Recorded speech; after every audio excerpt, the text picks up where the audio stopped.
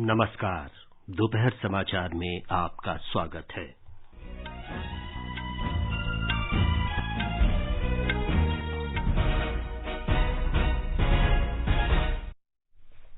प्रधानमंत्री नरेंद्र मोदी ने बापू की जयंती और आगामी त्योहारों के अवसर पर स्थानीय उत्पादों को प्रोत्साहन देने का अभियान वोकल फॉर लोकल तेज करने का आग्रह किया। लोगों से खादी, हथकरघा और हस्तशिल्प उत्पाद खरीदने की अपील की। आकाशवाणी से मन की बात कार्यक्रम में प्रधानमंत्री ने कहा, पॉलीथीन थैलियों का इस्तेमाल त्योहारों के दौरान स्वच्छता अभियान की मूल भावना के विपरीत। चंडीगढ़ हवाई अड्डे का नाम बदलकर शहीद भगत सिंह हवाई अड्डा करने पर प्रसन्नता व्यक्त करते हुए श्री मोदी ने इसे महान स्वाधीनता सेनानी को सच्ची श्रद्धांजलि बताया।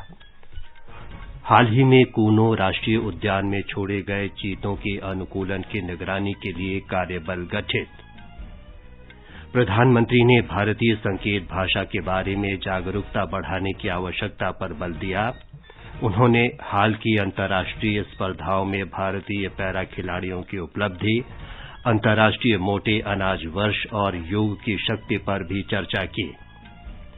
सूचना प्रौद्योगिकी मंत्री अश्विनी वैष्णव ने कहा, 2 वर्ष के अंदर पूरे देश में 5G नेटवर्क सेवाएं उपलब्ध करा दी जाएंगी। स्वास्थ्य मंत्री मनसुख मांडविया ने कहा, सरकार किफायती स्वास्थ्य सेवाएं सुलभ बनाने के दृष्टिकोण के साथ काम कर रही है। भारत ने संयुक्त राष्ट्र में कहा, सभी देशों को राजनयिक प्रयासों पर विश्वास बनाए रखना चाहिए। पंडित दीनदयाल उपाध्याय की जयंती आज मनाई जा रही है।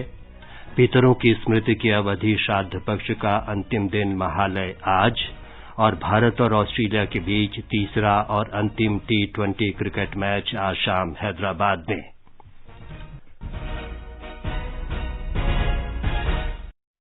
दोपहर समाचार में मनोज के साथ मैं विमलेंदु पांडे। प्रधानमंत्री नरेंद्र मोदी ने 2 अक्टूबर को गांधी जयंती और आगामी त्योहारों को देखते हुए लोगों से स्थानीय उत्पादों के खरीद अभियान तेज करने की अपील की है।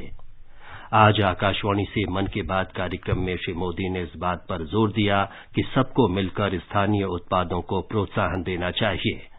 बीते वर्षों से हमारे त्योहारों के साथ देश का एक नया संकल्प भी जुड़ गया है। आप सब जानते हैं, ये संकल्प है वोकल फॉर लोकल का। अब हम त्योहारों की खुशी में अपने लोकल कारीगरों को, शिल्पकारों को और व्यापारियों को भी शामिल कर बापू की जयंती के मौके पर हमें इस अभियान को और तेज करने का संकल्प लेना है। खादी, हैंडलूम, हैंडीक्राफ्ट, ये सारे प्रोडक्ट के साथ साथ लोकल सामान जरूर खरीदें। आखिर इस त्योहार का सही आनंद भी तब है जब हर कोई इस त्योहार का हिस्सा बने। प्रधानमंत्री ने कहा कि कल से 9 दिन का नवरात्र पर्व शुरू हो रहा है। उन्होंने कहा कि भारतीय त्योहार अनुशासन और आत्मनियंत्रण के माध्यम से सिद्धि प्राप्ति का संदेश देते हैं। प्रधानमंत्री ने कहा कि दशहरे के बाद धनतेरस और दीपावली मनाई जाएगी और इन त्योहारों के साथ भी स्थानीय उत्पादों की खरीद का संकल्प जुड़ा हुआ है। प्रधानमंत्री ने त्योहारों के दौरान पैकिंग और पैकेजिंग के लिए पॉलीथीन बैग के उपयोग पर निराशा व्यक्त की।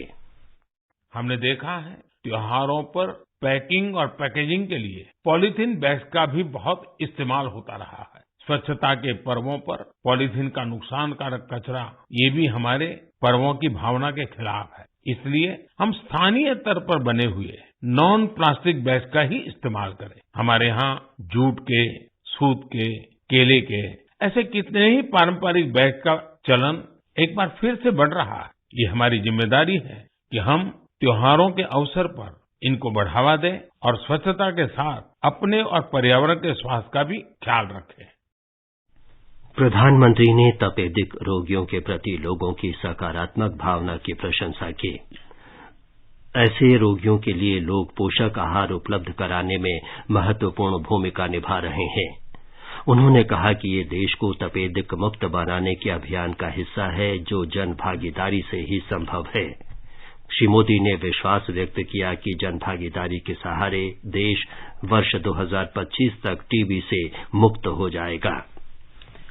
प्रधानमंत्री ने कहा कि महान स्वतंत्रता सेनानी भगत सिंह की जयंती 28 सितंबर को मनाई जाएगी। 28 सितंबर को अमृत महोत्सव का एक विशेष दिन आ रहा है। इस दिन हम भारत माँ के वीर सपूत भगत सिंह जी की जयंती मनाएंगे। भगत सिंह जी की जयंती के ठीक पहले उन्हें श्रद्धांजलि स्वरूप एक महत्वपूर्ण निर्णय किया है। यह तय किया है कि चंडीगढ़ एयरपोर्ट का नाम अब शहीद भगत सिंह जी के नाम पर रखा जाएगा। इसकी लंबे समय से प्रतीक्षा की जा रही थी। मैं चंडीगढ़, पंजाब, हरियाणा और देश के सभी लोगों को इस निर्णय की बहुत बहुत बधाई देता हूँ। हम अपने स्वतंत्रता सेनानियों से प्रेरणा लें, उनके आदर्शों पर चलते हुए उनके सपनों का भारत बनाएं, यही उनके प्रति हमारी श्रद्धांजलि होती है। प्रधानमंत्री ने स्वच्छता के लिए कार्य कर रही बेंगलुरु की टीम यूथ फॉर परिवर्तन की भी चर्चा की।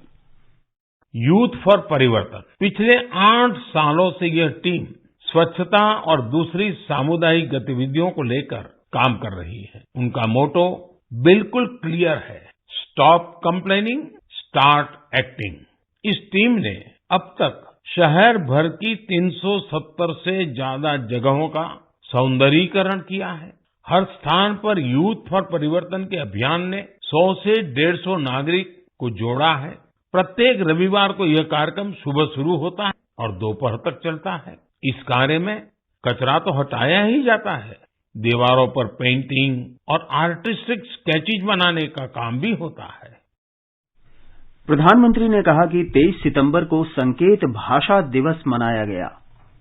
साइन लैंग्वेज के लिए कोई स्पष्ट हाव भाव तय नहीं थे, स्टैंडर्ड्स नहीं थे। इन मुश्किलों को दूर करने के लिए ही वर्ष 2015 में Indian sign language research and training centre की स्थापना हुई थी। मुझे खुशी है कि ये संस्थान अब तक 10,000 वर्ड्स और एक्सप्रेशंस की डिक्शनरी तैयार कर चुका है। 23 सितंबर को साइन लैंग्वेज डे पर कई स्कूली पाठ्यक्रमों को भी साइन लैंग्वेज में लॉन्च किया गया है। साइन लैंग्वेज के तय स्टैंडर्ड को बनाए रखने के लिए राष्ट्रीय शिक्षा नीति में भी काफी बल दिया गया है।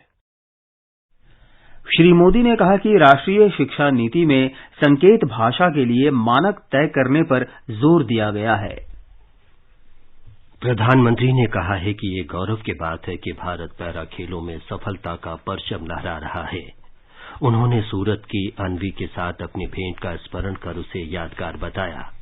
अन्वी जन्म से ही डाउन सिंड्रोम बीमारी से पीड़ित है। कठिनाइयों के बावजूद अन्वी ने योग सीखना शुरू किया।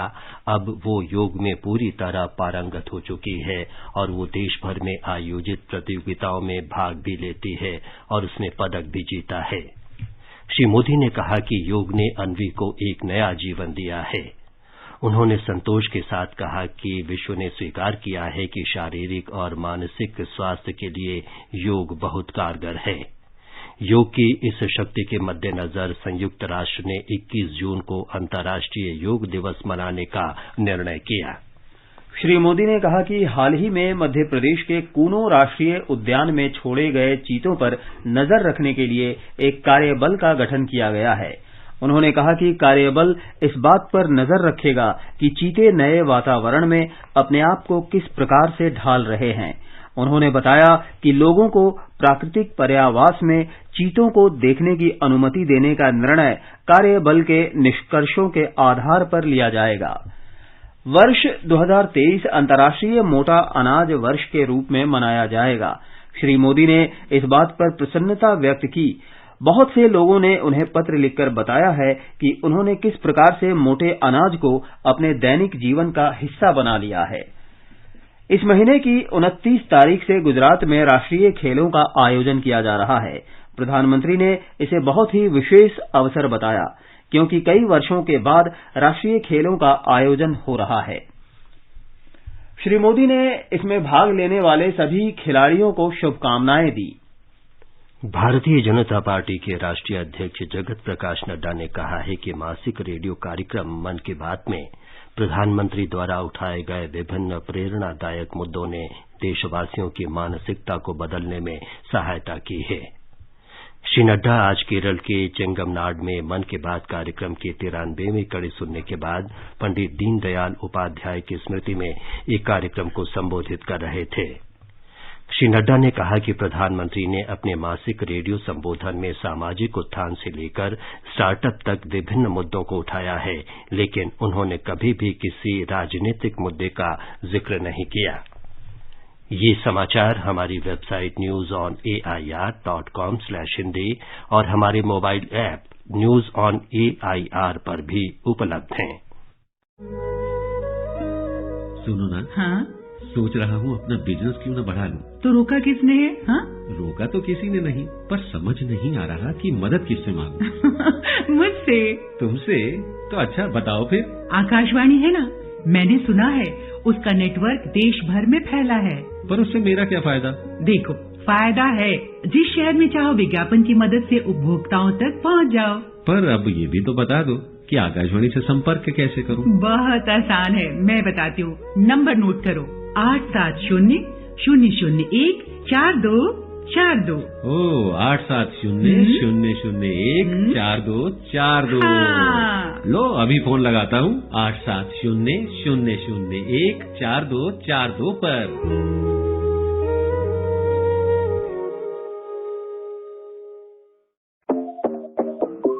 देश भर में धूम मचाए ज्ञान का ये उपहार, मोबाइल पे आजादी क्वेस्ट आया, आजादी का इतिहास। डाउनलोड करे आजादी क्वेस्ट, ये लो जीतो ढेरों इनाम। मौका पाए जुड़ने का रेडियो और डीडी के साथ, सिर्फ खेल नहीं उत्सव है, आजादी का अमृत महोत्सव है, आजादी का अमृत महोत्सव है। डाउनलोड करें आजादी क्वेस्ट ऐप और पाएं ढेरों इनाम। दोपहर समाचार में आपका फिर स्वागत है। केंद्रीय संचार और सूचना प्रौद्योगिकी मंत्री अश्विनी वैष्णव ने कहा है कि सरकार 2 वर्षों के भीतर पूरे देश में 5G सेवा उपलब्ध कराएगी। उन्होंने बताया कि बहुत जल्द देश में 5G सेवा शुरू की जाएगी और इसके लिए 3 लाख करोड़ रुपए का निवेश किया जाएगा। आयुष्मान भारत प्रधानमंत्री जन आरोग्य योजना के 4 वर्ष और आयुष्मान भारत डिजिटल मिशन के 1 वर्ष के कार्यान्वयन के अवसर पर आयोजित 2 दिवसीय आरोग्य मंथन कार्यक्रम को संबोधित करते हुए केंद्रीय मंत्री ने ये बात कही। संचार और सूचना प्रौद्योगिकी मंत्री ने ये भी कहा कि प्रधानमंत्री नरेंद्र मोदी के दृष्टिकोण को साकार करने के लिए स्वास्थ्य और डिजिटल संपर्क को साथ साथ लेकर चलना होगा। उन्होंने कहा कि पिछले 8 वर्षों में संपर्क में उल्लेखनीय प्रगति हुई है। इस अवसर पर केंद्रीय स्वास्थ्य मंत्री मनसुख मांडविया ने कहा कि सरकार स्वास्थ्य सेवा को सुगम्य और सुलभ बनाने के लिए कार्यरत है। उन्होंने बताया कि अब तक 19 करोड़ से अधिक आयुष्मान कार्ड जारी किए जा चुके हैं। श्री मांडविया ने कहा कि और अधिक कार्ड तैयार करने के काम में तेजी लाई जाएगी। उन्होंने बताया कि वर्तमान में एक दिन में लगभग 4.5 लाख आयुष्मान कार्ड तैयार किए जा रहे हैं। विदेश मंत्री डॉक्टर सुब्रमण्यम जयशंकर ने कहा है कि राजनयिक प्रयासों और अंतर्राष्ट्रीय सहयोग में विश्वास बनाए रखना आवश्यक है। कल रात न्यूयॉर्क में संयुक्त राष्ट्र महासभा के अधिवेशन में उन्होंने कहा कि विश्व जगत को शांति, प्रगति और खुशहाली के मार्ग पर लौटने के प्रयास करने होंगे। डॉक्टर जयशंकर ने यूक्रेन के मुद्दे पर भारत का ये नजरिया दोहराया कि वो इस समस्या के शांतिपूर्ण और राजनयिक समाधान के पक्ष में है। उन्होंने कहा कि प्रधानमंत्री नरेंद्र मोदी ने शंघाई सहयोग संगठन के शिखर सम्मेलन में रूस के राष्ट्रपति व्लादिमीर पुतिन के साथ बातचीत में कहा था कि भारत इस संघर्ष को लेकर चिंतित है। उन्होंने कहा कि इस संघर्ष के शीघ्र समाधान के लिए संयुक्त राष्ट्र के दायरे में और बाहर से भी सामूहिक प्रयास जरूरी हैं। विदेश मंत्री ने कहा कि भारत सीमा पार से आतंकवाद के खिलाफ कड़ी कार्रवाई की नीति पर अडिग है। उन्होंने कहा कि भारत दशकों से सीमा पार से आतंकवाद का दंश झेल रहा है। उन्होंने कहा कि किसी भी प्रकार के आतंकवाद को उचित नहीं ठहराया जा सकता। डॉक्टर जयशंकर ने कहा कि जिन देशों ने संयुक्त राष्ट्र द्वारा घोषित आतंकियों का बचाव किया है, उन्होंने न तो अपने हितों की रक्षा की है और न ही अपनी प्रतिष्ठा की चिंता की है। आगे बढ़ने से पहले मुख्य समाचारों पर एक नजर। प्रधानमंत्री नरेंद्र मोदी ने बापू की जयंती और आगामी त्योहारों के अवसर पर स्थानीय उत्पादों को प्रोत्साहन देने का अभियान वोकल फॉर लोकल तेज करने का आग्रह किया। लोगों से खादी, हथकरघा और हस्तशिल्प उत्पाद खरीदने की अपील। आकाशवाणी से मन की बात कार्यक्रम में प्रधानमंत्री ने कहा, पॉलीथीन थैलियों का इस्तेमाल त्योहारों के दौरान स्वच्छता अभियान की मूल भावना के विपरीत। चंडीगढ़ हवाई अड्डा का नाम बदलकर शहीद भगत सिंह हवाई अड्डा करने पर प्रसन्नता व्यक्त करते हुए श्री मोदी ने इसे महान स्वाधीनता सेनानी को सच्ची श्रद्धांजलि बताया। हाल ही में कूनो राष्ट्रीय उद्यान में छोड़े गए चीतों के अनुकूलन की निगरानी के लिए कार्यबल गठित। प्रधानमंत्री ने भारतीय संकेत भाषा के बारे में जागरूकता बढ़ाने की आवश्यकता पर बल दिया। उन्होंने हाल ही की अंतर्राष्ट्रीय स्पर्धाओं में भारतीय पैरा खिलाड़ियों की उपलब्धि, अंतर्राष्ट्रीय मोटे अनाज वर्ष और योग की शक्ति पर भी चर्चा की। सूचना प्रौद्योगिकी मंत्री अश्विनी वैष्णव ने कहा, 2 वर्ष के अंदर पूरे देश में 5G नेटवर्क सेवाएं उपलब्ध करा दी जाएंगी। स्वास्थ्य मंत्री मनसुख मांडविया ने कहा, सरकार किफायती स्वास्थ्य सेवाएं सुलभ बनाने के दृष्टिकोण के साथ कार्य कर रही है। भारत ने संयुक्त राष्ट्र में कहा, सभी देशों को राजनयिक प्रयासों पर विश्वास बनाए रखना चाहिए। पंडित दीनदयाल उपाध्याय की जयंती आज मनाई जा रही है। पितरों की स्मृति की अवधि श्राद्ध का अंतिम दिन महालया आज। और भारत और ऑस्ट्रेलिया के बीच तीसरा और अंतिम T20 क्रिकेट मैच आज शाम हैदराबाद में।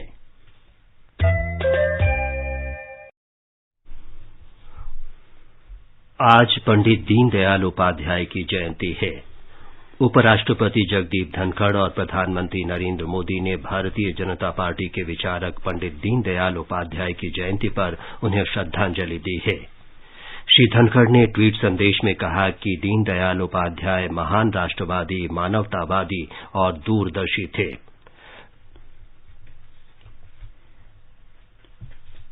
पंडित दीनदयाल ने कहा था कि अगर भारत की आत्मा को समझना है तो उसे राजनीतिक और आर्थिक नजरिए से नहीं बल्कि सांस्कृतिक नजरिए से देखना चाहिए। श्री मोदी ने पंडित दीनदयाल उपाध्याय को महान मानवतावादी चिंतक और भारत का सच्चा सपूत बताया। आज 25 सितंबर को देश के प्रखर मानवतावादी चिंतक और महान सपूत दीनदयाल उपाध्याय जी का जन्मदिन मनाया जाता है। किसी भी देश के युवा जैसे जैसे अपनी पहचान और गौरव पर गर्व करते हैं, उन्हें अपने मौलिक विचार और दर्शन उतने ही आकर्षित करते हैं। दीनदयाल जी के विचारों की सबसे बड़ी खूबी यही रही है, उन्होंने अपने जीवन में विश्व की बड़ी बड़ी उथल पुथल को देखा था।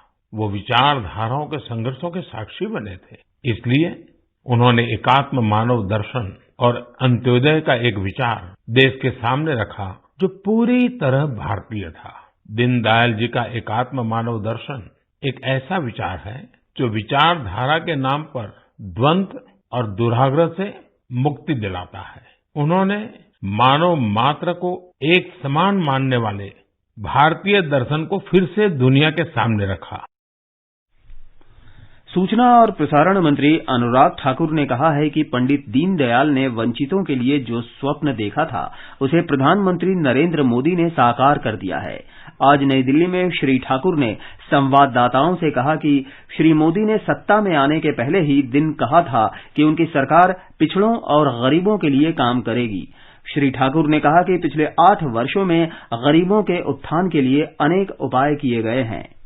पंडित दीनदयाल जी की सोच अंत्योदय के लिए काम करने के लिए, उन वंचितों के लिए, पिछड़ों के लिए जिस कल्पना को लेकर वो चले थे, आज उसको साकार करने का काम किया है तो प्रधानमंत्री नरेंद्र मोदी जी ने किया है। सच्ची श्रद्धांजलि पंडित दीनदयाल उपाध्याय जी को यही है कि उनके सपने, उनकी सोच को लेकर भारतीय जनता पार्टी आगे बढ़ रही है और देश के जो अंत्योदय वर्ग है उसके उत्थान और विकास के लिए लगातार काम कर रही है।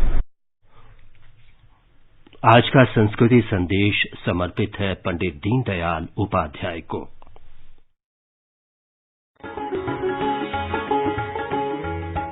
स्वतंत्रता प्राप्ति के बाद देश जब विदेशी संस्कृति के प्रभावों से जूझ रहा था, उस समय नेतृत्व के सामने सबसे बड़ा प्रश्न ये था कि अब स्वतंत्र भारत के विकास की दिशा क्या हो। विदेशी संस्कृति के दुष्परिणामों से भारत की प्राचीन गौरवशाली संस्कृति को कैसे बचाया जाए। ऐसे में देश को एक ऐसा राजनीतिक दार्शनिक मिला जिसने भारत की शाश्वत और गौरवशाली संस्कृति को देशानुकूल बनाने का बीड़ा उठाया। उनका नाम था पंडित दीनदयाल उपाध्याय। आज उनकी जयंती पर हम उन्हें श्रद्धा से नमन करते हैं। पंडित दीनदयाल उपाध्याय जी की सादगी, सरलता, दृढ़ता और कर्तव्य परायणता के उनके विचार आज भी प्रेरणा दे रहे हैं। दिसंबर 1952 में कानपुर में भारतीय जनसंघ के प्रथम अधिवेशन में निर्विरोध रूप से डॉक्टर श्यामा प्रसाद मुखर्जी को भारतीय जनसंघ का अखिल भारतीय अध्यक्ष और पंडित दीनदयाल उपाध्याय को महामंत्री बनाया गया। इन दोनों के अनथक प्रयासों और नेतृत्व के कारण जनसंघ तेजी से आगे बढ़ने लगा। पंडित दीनदयाल जी ने जनसंघ को केवल राजनीतिक दिशा ही नहीं दी, उन्होंने विश्व को एकात्म मानव दर्शन का नितांत नया और अभूतपूर्व विचार भी दिया। 11 फरवरी को सायंकाल पंडित जी लखनऊ से पटना के लिए रेल से रवाना हुए, किंतु दुर्भाग्य कि वे पटना नहीं पहुंच सके। उनका डिब्बा खाली था और सामान गायब। 12 फरवरी को सुबह पता चला कि पंडित दीनदयाल उपाध्याय जी की रेलगाड़ी में हत्या कर दी गई और उनका शव मुगल सराय के रेलवे यार्ड में पटरी के किनारे पड़ा मिला। इस तरह भारत के राजनीतिक क्षितिज का प्रकाशमान ध्रुव तारा सदा सदा के लिए अस्त हो गया।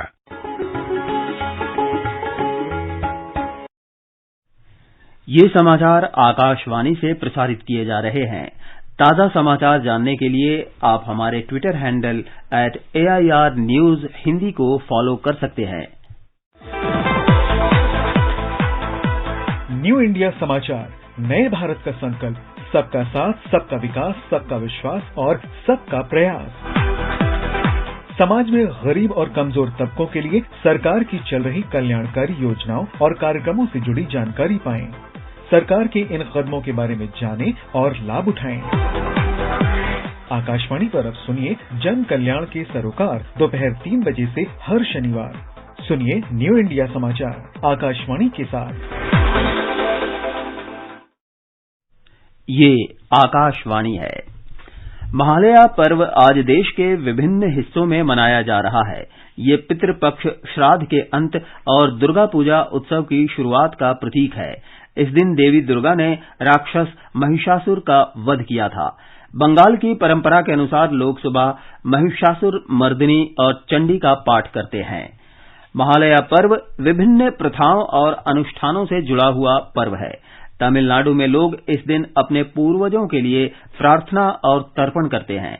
बड़ी संख्या में भक्त नदियों, झरनों और समुद्र में पूजा करने के बाद मंदिरों में एकत्र होते हैं। प्रधानमंत्री नरेंद्र मोदी ने महालया के अवसर पर देशवासियों को बधाई दी है। श्री मोदी ने कहा कि उन्होंने मां दुर्गा से देशवासियों की प्रसन्नता, उत्तम स्वास्थ्य, खुशहाली और भाईचारे की कामना की है। आकाशवाणी ने वरिष्ठ नागरिकों के लिए कार्यक्रम की शुरुआत की है। इसका नाम है एक कदम और बुजुर्गों के लिए। हर रविवार रात 9:30 बजे प्रसारित होने वाले इस कार्यक्रम में बुजुर्गों से जुड़े विषयों पर आमंत्रित विशेषज्ञों के साथ चर्चा की जाती है। आज प्रसारित होने वाले अंक का विषय है बुजुर्गों की सुरक्षा। आमंत्रित विशेषज्ञ हैं दिल्ली पुलिस के पूर्व सहायक पुलिस आयुक्त वेदभूषण शर्मा।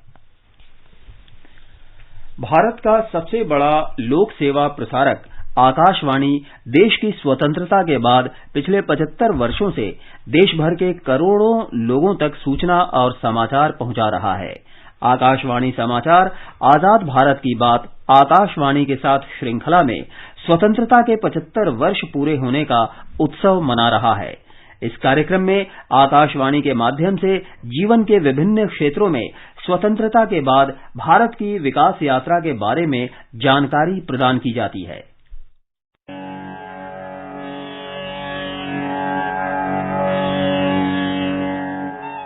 वस्तु और सेवा कर जीएसटी लागू होना भारत में प्रत्यक्ष कर सुधारों के क्षेत्र में अत्यधिक महत्वपूर्ण कदम है।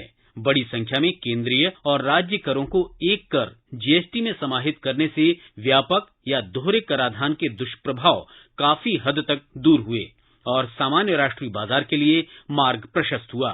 संसद के केंद्रीय कक्ष में 30 जून 2017 की मध्य रात्रि को भव्य समारोह में 1 जुलाई 2017 से जीएसटी लागू कर दिया गया। इस अवसर पर प्रधानमंत्री नरेंद्र मोदी ने कहा कि डिजिटल इंडिया के लिए ये क्रांतिकारी कर प्रणाली है। श्री मोदी ने कहा कि जीएसटी केवल कर सुधार नहीं है, बल्कि आर्थिक और सामाजिक सुधारों की दिशा में ऐतिहासिक कदम है।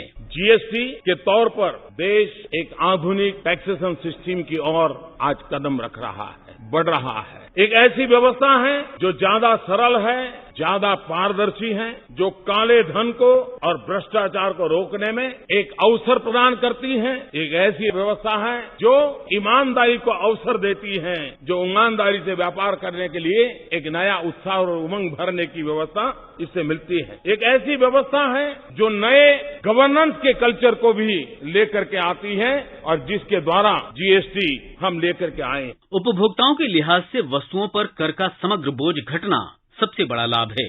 इसके साथ उपभोक्ताओं के लिए वस्तुओं और सेवाओं पर अप्रत्यक्ष करों का वास्तविक बोझ अधिक पारदर्शी हो गया। जीएसटी के कारण उत्पादन तथा वितरण की मूल्य श्रृंखला में इनपुट टैक्स पूरी तरह निष्क्रिय होने से भारतीय उत्पाद घरेलू और अंतर्राष्ट्रीय बाजारों में प्रतिस्पर्धी हुए। इससे अर्थव्यवस्था को अनौपचारिक से औपचारिक रूप देने की प्रक्रिया को भी बढ़ावा मिला। ई वे बिल शुरू होने से देश भर में वस्तुओं का निर्बाध परिवहन सुनिश्चित हुआ।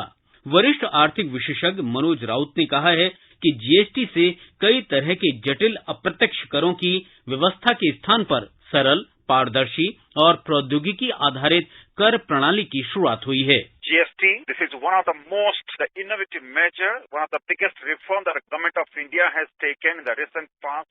This will be one of the gateway to the reform measures as far as the taxation in our country is concerned. And we had so many complicated, tax issues, and many industries, individuals, they have been struggling, since its independence. And if you look at, our population, 1.4 billion population, and still there are only 8 and some odd number the taxpayers. So now the question is, and so every individual, the citizen has equal right, and how to really everyone, every individual contributes to our nation building. So this is the GST. It's one of the innovative measure, and that has come into force. I think we have to do lot more in the coming years, and making every individual, every corporate house, every industry that to be accountable, and how they can contribute effectively, and this will help to for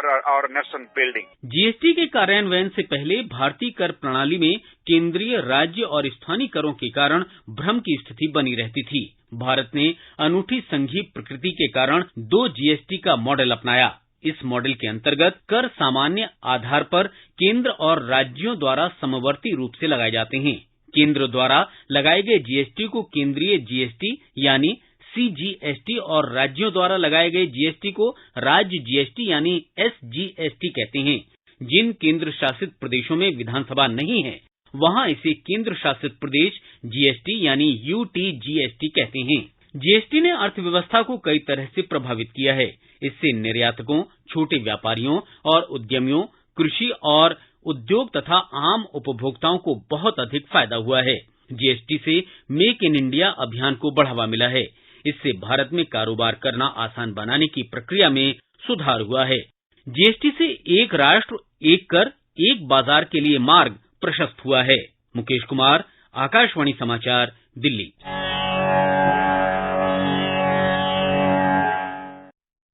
Bharat और Australia के बीच T20 cricket श्रृंखला का तीसरा और अंतिम match आज हैदराबाद में खेला जाएगा। मैच शाम 7 बजे शुरू होगा। अंत में मुख्य समाचार एक बार फिर। प्रधानमंत्री नरेंद्र मोदी ने बापू की जयंती और आगामी त्योहारों के अवसर पर स्थानीय उत्पादों को प्रोत्साहन देने का अभियान वोकल फॉर लोकल तेज करने का आग्रह किया। लोगों से खादी, हथकरघा और हस्तशिल्प उत्पाद खरीदने की अपील की। आकाशवाणी से मन की बात कार्यक्रम में प्रधानमंत्री ने कहा, पॉलीथीन थैलियों का इस्तेमाल त्योहारों के दौरान स्वच्छता अभियान की मूल भावना के विपरीत।